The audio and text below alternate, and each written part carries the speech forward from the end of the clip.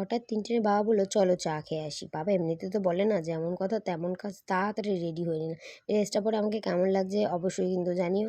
ওইদিকে টিনটিনও কিন্তু রেডি হয়ে গেছে, বলতে টিনটিনের বাবা টিনটিনকে রেডি করিয়ে দিয়েছে আর অমনি বই খুলে বসে পড়েছে।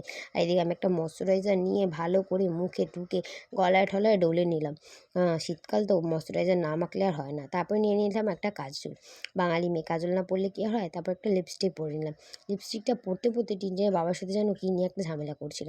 যাই হোক, আমাদের তো ঝামেলা হতেই থাকবে। আমাকে কেমন লাগছে কমেন্টে কিন্তু অবশ্যই তোমরা জানিও। আমি মোটামুটি রেডি হয়ে গেছিলাম। তারপর টিনটিনের বাবাও রেডি হয়ে তিনজনে তাড়াতাড়ি করে বেরিয়ে পড়লাম। বাইরে কিন্তু ভালোই ঠান্ডা পড়েছে। তিনজন কাঁপতে কাঁপতে জনশূন্য রাস্তা দিয়ে চলে গেলাম একটা চায়ের দোকানে। গিয়ে আগে চাটা অর্ডার করে দিয়েছিলাম। শীতের সন্ধ্যাবেলা ধোয়া ওঠা গরম গরম চা খেতে যা লাগছিল না, উফ, খুব দারুণ লাগছিল। তোমাদের কার কার ভালো লাগে শীতের মধ্যে গরম গরম চা খেতে?